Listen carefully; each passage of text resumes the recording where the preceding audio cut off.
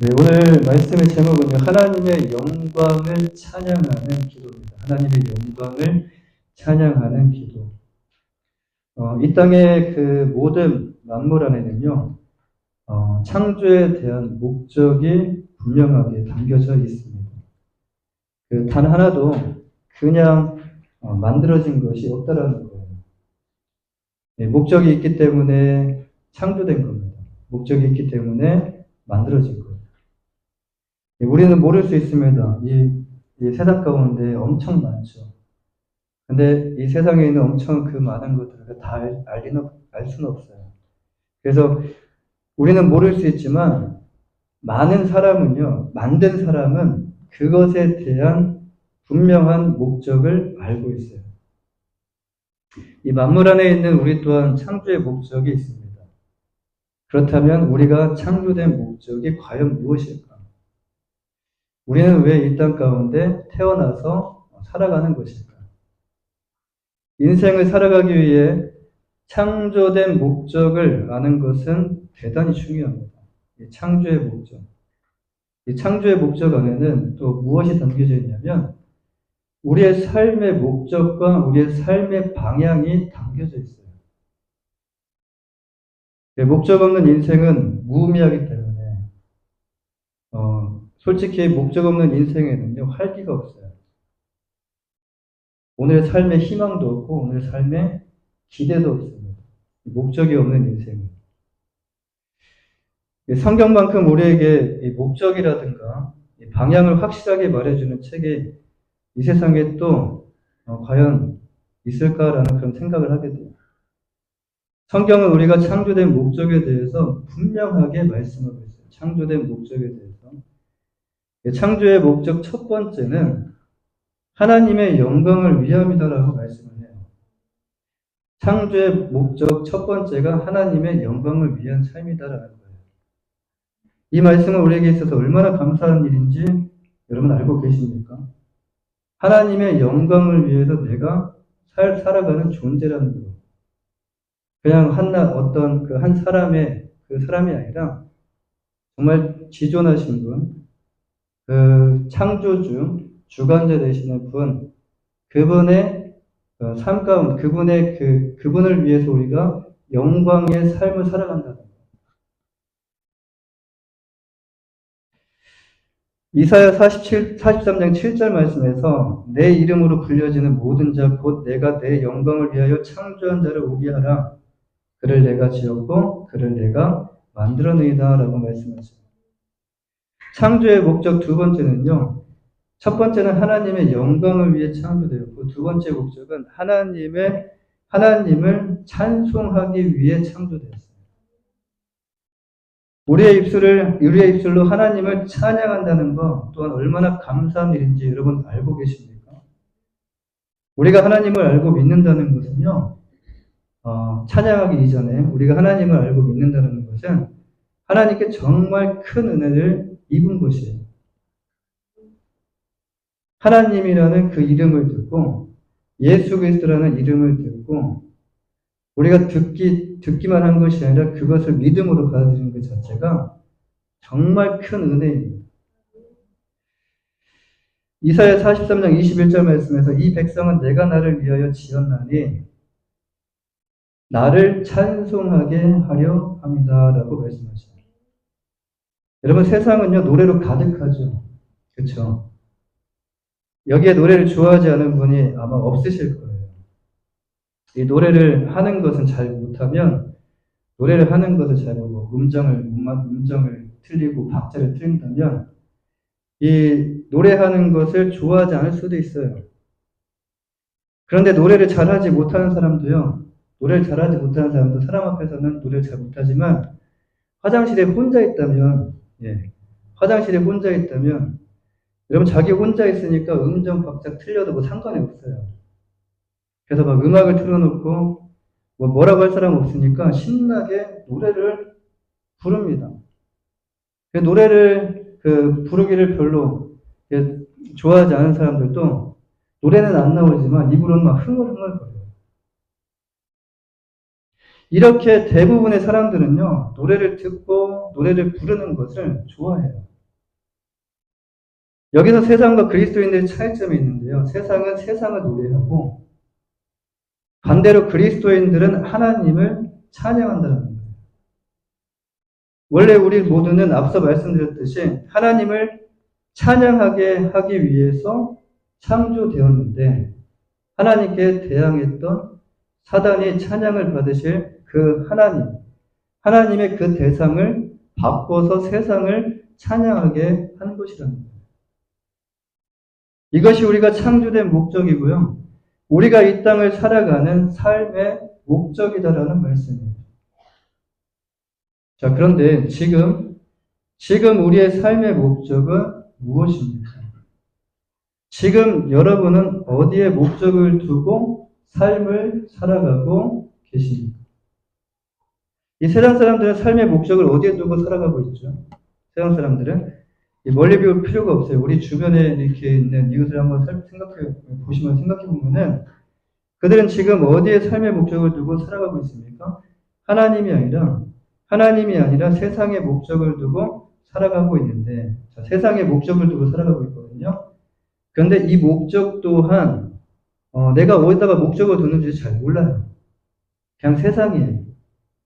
그러니까 이 목적 또한 영원한 것이 아니기 때문에 오늘 뒀다가도 내일 바뀌고 이 목적이 수시로 목적을 바꾸며 살아간다라는 거예요. 오늘은 여기에다 뒀다가 내일은 여기다가 두고 또 마음이 바뀌었어요.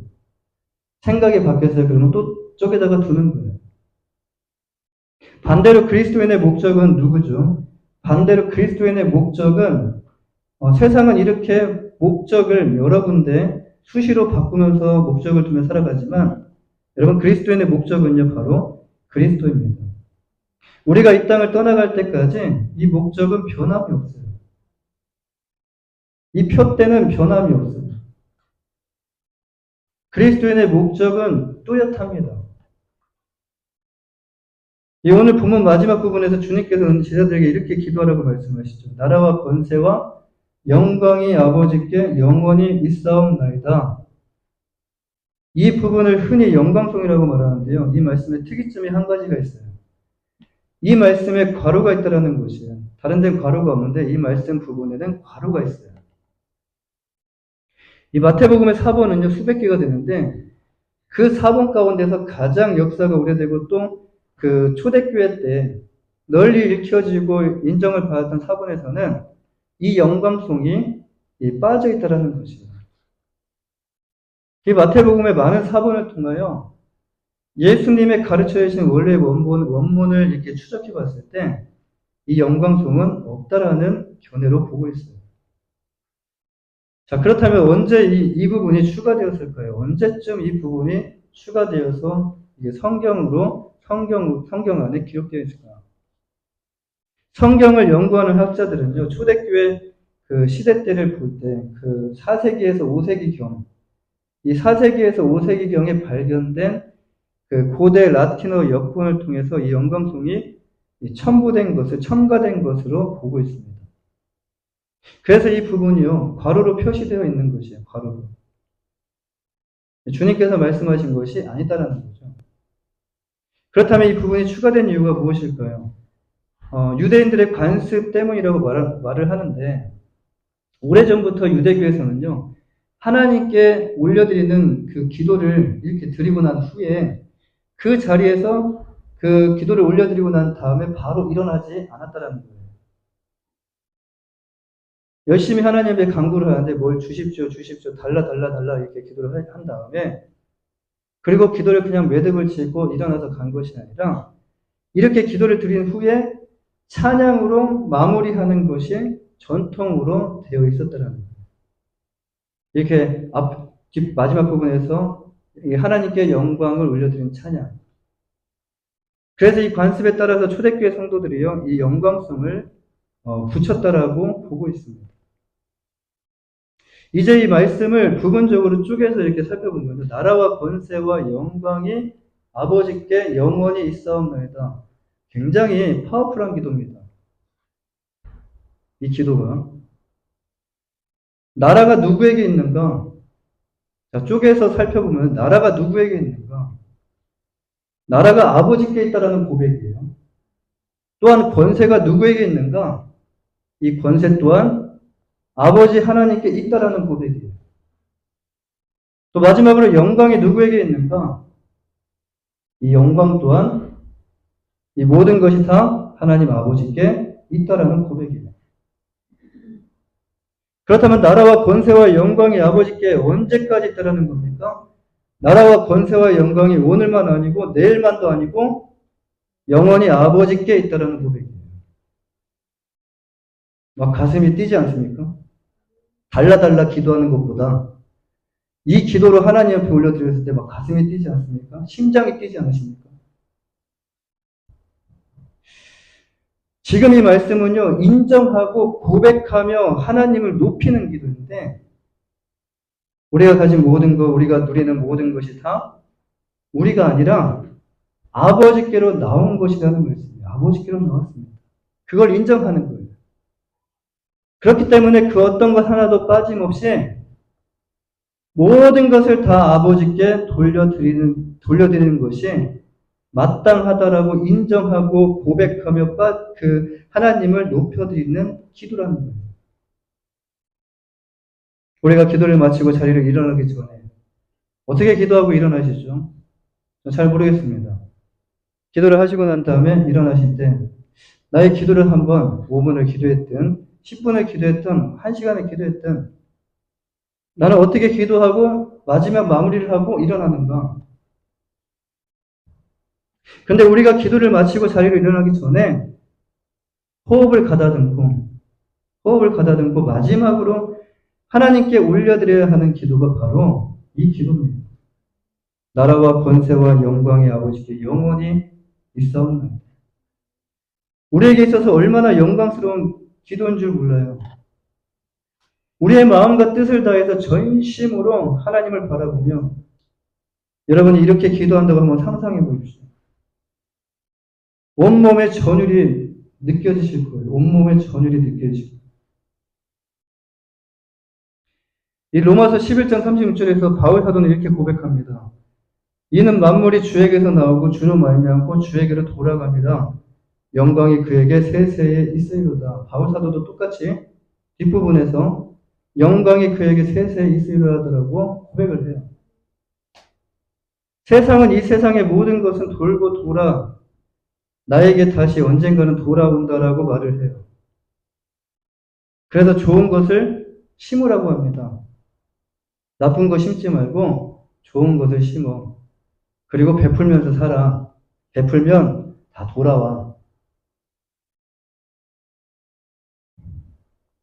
이렇게 세상 사람들도 돌고 돈다라는 것을 알고 있어요. 그런데 이들이 아는 것은 여기까지입니다.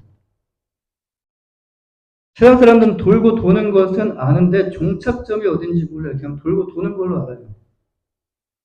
그래서 자신에게 돌아와서 끝난다라고 생각을 합니다. 왔다가도 끝나는 것도 아니고 왔다가도 또 그것도 또 간다라는 거예요. 영원히 머물지 않고 또 간다라는 거예요. 그런데 성경은 우리에게 분명하게 말씀을 해요. 만물이 어디로부터 나왔고 만물이 또 어디로 돌아가는지에 대해서 분명하게 말씀해 주십니다. 만물이 주님에게서 나왔고 만물이 다시 주님에게로 돌아간다라고 말씀합니다. 이를 깨달은 바울 사도가 뭐라고 고백하냐면 마지막 부분에 깨달은 자만이 이 고백을 할 수가 있는데 영광이 그에게 세세에 있으리로다. 바울 사도는 모든 만물의 주관자 되시는 그분이 누구신지 깨닫고 만물의 주관자 되시는 하나님께 이 모든 영광을 올려드리고 있다는 말씀입니다. 이게 과연 그냥 보통 사람이 이렇게 할 수 있을까요? 그냥 교회 다니시는 분들이 이렇게 할 수 있을까요? 아니요. 하나님을 아는 자가, 정말 하나님을 믿는 자가 이렇게 고백할 수 있다는 거예요. 하나님이 누구심을, 하나님이 정말 어떤 분이심을 아는 자가 이렇게 고백할 수 있다는 거예요. 전도서 3장 21절에서 인생에 대해서 이렇게 말씀하고 있습니다. 인생의 혼은 위로 올라가고 짐승의 혼은 아래 곧 땅으로 내려가는 줄을 누가 알랴? 무슨 말씀이에요? 아무도 인생의 혼이 하늘로 올라가고 짐승의 혼이 땅으로 내려가는 것을 아무도 모른다는 거예요. 이 사실을 모르고 세상은 그냥 살아간다는 겁니다. 전도서 12장 7절에서 혼은 여전히 땅으로 들어가고 영은 그것을 주신 하나님께로 돌아가기 전에 기억하라. 우리가 이 땅에서 나그네와 같은 인생의 여행을 마치고 나면 이 땅이 영원한 것이 아닙니다. 우리가 주변에 눈을 들어 보게 되면 다 있다가 다 사라집니다. 이 땅에서의 삶은 나그네의 삶이에요. 나그네와 같은 인생의 여행을 마치고 나면 우리 모두는 돌아가게 되는데, 그래서 돌아가셨다라고 표현을 많이 하시잖아요. 누구에게 돌아가느냐? 세상은 모릅니다. 그런데 성경에서는 하나님께로 돌아간다는 것을 기억하라. 하나님께로 돌아간다는 것을 기억하라. 성경은 우리에게 분명하게 말씀해 주십니다. 이제 때가 되면 우리는 육신의 장막을 벗게 돼요. 우리의 영혼은 말씀대로 하나님 앞으로 돌아가게 돼요. 영원한 곳으로 돌아가게 됩니다. 이 땅은 일시적인 것이에요. 영원한 것으로 돌아가게 돼요. 그런데 우리에게 영원한 곳에 다시 돌아오기 전에 참 하나님이 은혜를 베풀어 주셨어요. 그리스도를 보내주셨는데 그 이유는 지금 우리가 그리스도를 믿지 않고 지금 우리가 용서받지 못하고 그냥 돌아가게 되면 우리 죄가 해결되지 않았기 때문에 우리 모두는 하나님과 함께할 수가 없어서 이 땅에서 죄를 용서받고 그리스도를 믿음을 통하여 구원받을 기회를, 은혜를, 시간을 지금 우리에게 주셨다라는 말씀입니다. 또한 하나님의 영광을 위하여 다시 살 수 있는 은혜의 기회 또한 우리에게 주셨다라는 말씀입니다. 지금 우리가 그리스도인으로서 이 땅을 살아가고 있다는 것이 얼마나 큰 은혜인지 여러분 알고 계십니까? 이것은 2000년 전에 이미 이루어졌고 성경을 통하여 우리 모두에게 전해졌기 때문에 이제 그 어느 누구도요, 이 사실에 대해서 주님 앞에 섰을 때에 이 사실에 대해서 부인할 수가 없어요. 지금 우리 눈앞에, 우리 손 위에 지금 모든 분들이 다 성경을 가지고 계시기 때문에 오늘 말씀과 같이 우리 그리스도인들은 나라와 권세와 영광이 하나님 아버지께 영원히 있다라고 고백하며 그리스도의 이름을 가지고 영광스러운 삶을 살아가야 할 줄 믿습니다. 하나님께서 계시는 하나님 나라에서 천사와 하나님의 사람들이 어떻게 고백하고 있습니까? 요한계시록 4장 9절에 보면요, 천상의 예배가 나오거든요. 세세토록 살아계시는 이에게 영광과 존귀와 감사를 돌릴 때, 또한 4장 11절에서 우리 주 하나님이여 영광과 존귀와 권능을 받으시는 것이 합당하오니라고 찬양을 해요. 하나님은 우리의 찬양과 존귀와 영광을 받으시기에 합당하신 분이라는 말씀입니다. 하나님을 높이는 우리의 찬양은요, 우리가 이 땅을 떠나서 천국에서만 불려지는 것이 아니라 이 땅에서도 동일하게 불려져야 한다는 말씀입니다. 지금 우리가 하나님께 올려드리는 예배가, 지금 이 예배가요, 살아있는 예배가 되어야 됩니다. 지금 이 예배가 천상에다 드려지는 예배와 같이 하나님의 이름만 높여드리는, 하나님의 이름만 찬양하고 경배하는 그런 거룩한 예배가 되어야 될 줄 믿습니다. 이렇게 우리의 본분이 하나님을 찬양하고 하나님께 영광을 돌려야 합니다. 그런데 우리는요, 지금 무엇을 하고 있는가? 이것을 알면서도 하지 않고 자신을 자랑하고 자신의 이름을 높이고 자신을 찬양하고 있잖아요. 하나님을 찬양해야 된다. 하나님을 높여드려야 된다. 하나님을 경배해야 된다는 거, 이렇게 말씀은 듣기는 하지만 마음 가운데 꼭 하나님만 전적으로 우리가 찬양을 해야 돼. 이런 마음. 그러면서 나도 조금만 1%라도 그 1% 나를 높여서 뭐 하겠어요? 그런데 우리의 마음 가운데 이 마음이 있다라는 거예요. 나를 자랑하고 싶어 하는 마음, 나의 이름을 높이고 인정받고 싶어 하는 마음, 또 나 자신을 찬양하게 하는 그런 마음.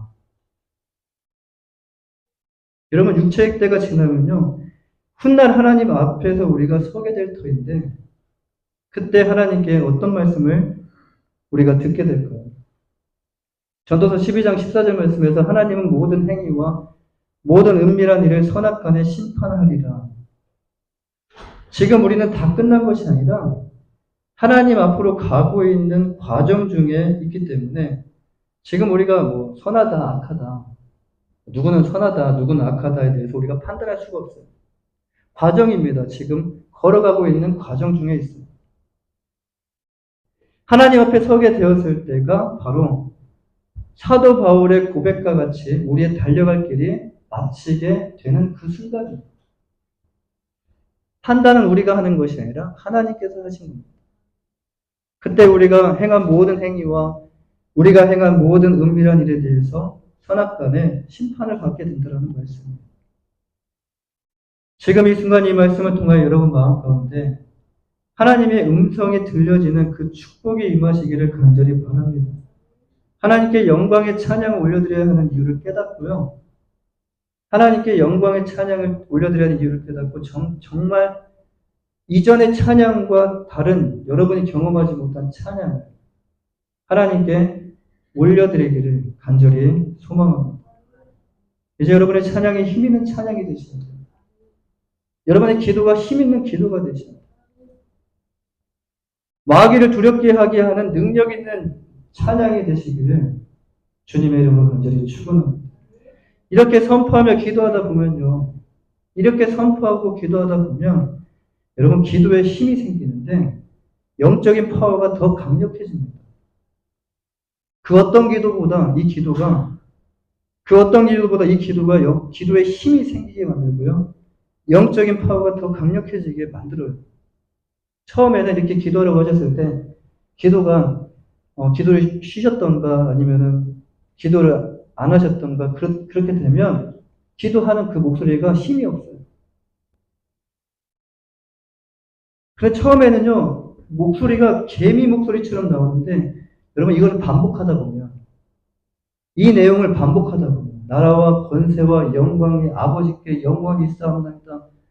한 번 하고 끝나는 게 아니라 두 번, 세 번, 네 번, 10번, 50번, 100번을 하다 보면 내 기도에 어느 순간 힘이 생겨요. 내 기도에 어느 순간 파워풀한 그 기도가 흘러나오게 돼요.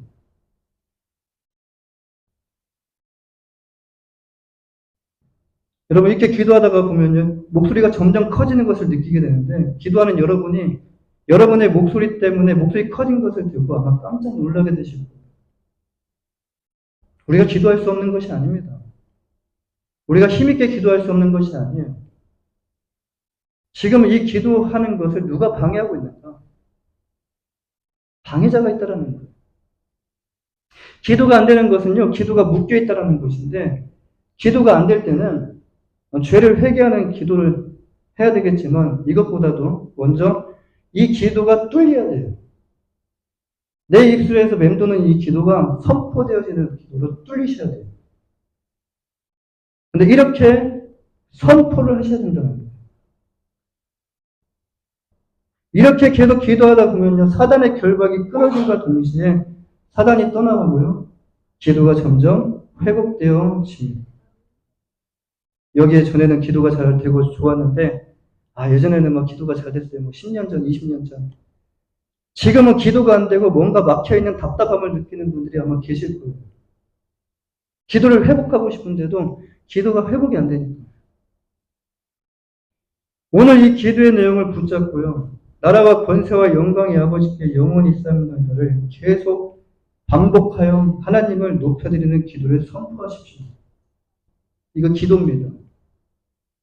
어느 순간 막혔던 기도가 터지는 그런 영적인 경험을 하게 될 줄 믿습니다. 사랑하는 여러분, 하나님은요, 자, 어떤 기도를 듣기를 원하실까요? 하나님이 듣기를 원하시는 기도가 무엇일까? 나라와 권세와 영광이 아버지 것입니다. 주님 찬양합니다. 주님 경배합니다. 모든 영광과 존귀와 찬양을 주님께 올려드립니다. 주님 영광 받아 주십시오. 이렇게 하나님을 찬양하고 고백하는 기도를 하나님께서 기뻐하고 원하지 않으실까요? 지금 우리의 기도는 어떻습니까? 우리는 지금 하나님께 어떤 기도를 올려드리고 있습니까? 너무 하나님께 구하는 기도만 하고 있지 않습니까? 구하는 기도를 했다가 하나님께서 응답해 주실 때는 어떻게 하죠? 이제 기도의 자리도 나오지 않는다는 거예요. 하나님께서 우리가 필요한 것들을 여러분 과연 모르실까요? 하나님이 그렇게 우리의 이 세상에 70억 인구, 80억 인구가 있는데 그 모든 사람들을 하나님이 다 어떻게 하시라고 생각하십니까? 그래서 우리의 요구를 하나님께서 기억하실 때까지 하나님 귀에 막 피가 나도록 기억하실 때까지 여러분 기도하는 것일까요? 자녀가 부모에게 필요한 뭔가를 말씀드릴 때 어린 자녀가 있죠. 어린 자녀가 있는 반면에 성숙한 자녀가 있거든요. 근데 어린 자녀가 성숙한 자녀가 나이가 많아서 성숙한 자녀가 아니라 어린 자녀 중에서도 또 성숙한 자녀가 있어요. 근데 어린 자녀는 줄 때까지 막 쫓아다니면서 말을 해요. 예, 떼쓰면서. 지금도 말하고요. 5분 후에도 말하고요. 10분 후에, 1시간 후에, 저녁에도 말하고, 내일 아침에도 말해요. 그때 줄 때까지 말하는 거. 엄마 그거 기억하지? 엄마 그거 기억하지? 기억하고 싶지 않아요. 그런데 성숙한 자녀는요, 필요한 것을 한 번만 말해요. 한 번만. 그리고 아버지를 신뢰하죠. 어머니를 신뢰하죠. 믿죠. 어린 자녀 중에도 부모님께 한 번만 말하는 이런 성숙한 자녀가 있어요. 야, 얘 지금 나이가 몇 살이야? 근데 한 번만 말하고 계속 기다려. 그리고 자기 할 일 합니다. 근데 자기 할 일도 안 하고 엄마 하는 일까지 아빠 하는 일까지 막 방해하면서 쫓아다니면서 달라붙어요. 이런 우리에게 성경은 뭐라고 말씀해 주십니까? 우리가 하는 염려, 하나님께서 잘 모르시는 것이 아니라 더 잘 알고 계신다라고 말씀하셔요. 그리고 우리에게 마태복음 6장 31절 32절에서 그러므로 염려하여 이르기를 무엇을 먹을까 무엇을 마실까 무엇을 입을까 하지 말라. 이는 다 이방인들이 구하는 것이다. 너희 하늘 아버지께서 이 모든 것이 너희에게 있어야 할 줄을 아시느니라. 그리고 33절 말씀에서 그런즉 너희는 먼저 그의 나라와 그의 의를 구하라. 그리야만 이 모든 것을 너희에게 더하시리라. 더하시리라는 것은 덤으로 주신다는 거예요.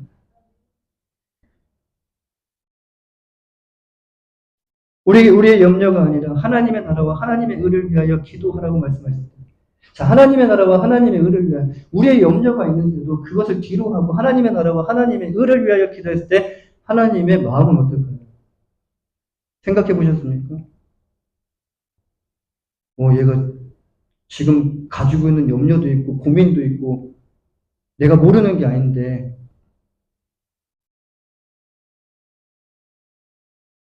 근데 그 모든 것을 다 아시고 하나님께서는 우리가 염려하는 모든 것을 우리에게 더하여 주십니다. 지금 우리가 구할 것이 무엇인지 주님은요 우리에게 분명하게 말씀해 주고 계십니다. 이제 우리가 또 기도해야 하는 것이 무엇입니까? 오늘 본문 말씀과 같이 나라와 권세와 영광이 모든 것이 아버지의 것입니다라는 인정하고 고백하는 기도가 필요합니다. 이 기도를 받으시는 하나님의 마음은 어떠실까요? 바울과 실라가 복음을 전하다가 옥에 갇혔어요. 억울하잖아요. 그러면 옥에 갇히자마자 뭘 하겠습니까? 내가 하나님의 복음을 전하면서 내가 이렇게 옥에 갇혀야 됩니까? 라고 불평할 수도 있어요. 원망할 수도 있어요. 그러나 바울과 실라가 옥에 갇혔을 때 그들의 행동은 달랐습니다. 그들은 하나님을 찬양했어요. 옥에 갇혔는데 하나님을 찬양했어요. 그리고 하나님께 감사하며 기도했어요. 감사가 나올까요? 그 상황에서 그때 감옥에 진동이 일어나고요. 옥문이 열리고 쇠사슬이 풀어졌습니다. 여러분 이것이 하늘 보좌를 움직이는 기도입니다. 사랑하는 여러분, 하나님은 우리의 예배를 받으시기에 합당하신 분이셔요. 믿으십니까? 하나님은 우리 예수 그리스도의 십자가를 통하여 우리에게 하나님 앞에 나와 예배를 드릴 수 있는 은혜를 주셨기 때문에 하나님은 예배를 받으시기에 합당하신 분이시죠. 여러분, 이 하나가 우리가 하나님을 높이며 예배해야 하는 이유가 충분합니다. 다른 어떤 이유를 대지 않아도 이 하나로서 충분해요. 그래서 하나님은 찬양과 존귀와 영광을 받으시기에 합당하신 하나님이죠. 우리가 하나님을 인정하고 인정하지 않고는 중요하지 않아요. 우리가 인정하지 않아도 하나님은 하나님 되심은 변하지 않아요. 달라지지 않아요. 오늘 우리에게 주신 이 주기도문은요, 정말 중요한 기도문이기 때문에 우리의 기도 안에 반드시 들어있어야 될 줄 믿습니다. 여러분, 언제 기도의 능력이 나타날까요? 언제? 성경적으로 기도할 때. 성경적으로 기도할 때 기도의 능력이 나타납니다. 주님은 기도에 대해서 굉장히 중요하게 다루셨어요. 그렇습니다. 기도하는 것 중요합니다. 이렇게 기도가 중요한 만큼 기도의 내용 또한 중요하다는 것이에요. 어떻게 기도해야 됩니까? 오늘날 많은 그리스도인들이 기도는 하는데 다른 종교에서 기도하는 것과 같이 뭔가를 달라는 기도에만 머물고 있는 것을 보게 돼요. 뭔가를 달라고만 기도해요. 하나님을 찬양하며 하나님의 이름을 높이며 이렇게 나라와 권세와 영광이 하나님 아버지께 있습니다라는 이런 고백을 하나님께 올려드리는 것보다 내 사정, 내 안에 있는 문제, 하나님 앞에 나와 그 문제만 해결해달라고 기도하는, 여기에 머무는 경우가 굉장히 많아요. 여러분, 그렇지 않으면요, 기도의 자리에 나오지 않고 기도도 하지 않습니다. 처음에는 대부분이 이렇게 기도를 시작을 해요. 어린아이와 같이. 그런데 여기서 계속 머물면 안 된다는 거예요. 시간이 지나면서 우리의 기도 또한 성숙한 기도로 들어가야 된다는 것입니다. 이제는 우리의 유익과 만족이 아니라 하나님께서 원하시는 기도가 무엇인지 아버지의 마음을 아는 기도, 그 성숙한 기도로 들어가셔야 된다는 것입니다. 성경을 통해서 우리는 하나님께서 기뻐하시는 기도가 무엇인지 성경에 잘 나와 있습니다. 그리고 성경을 통해서 하나님께서 기뻐하시는 기도가 무엇인지 우리가 배우고 실천해야 될 때입니다. 이제 우리는 어떻게 기도해야 됩니까? 하나님의 뜻을 아는 성숙한 기도. 하나님을 기쁘시게 하는 여러분의 모든 삶이 되시기를 주님의 이름으로 간절히 축원합니다. 기도하겠습니다.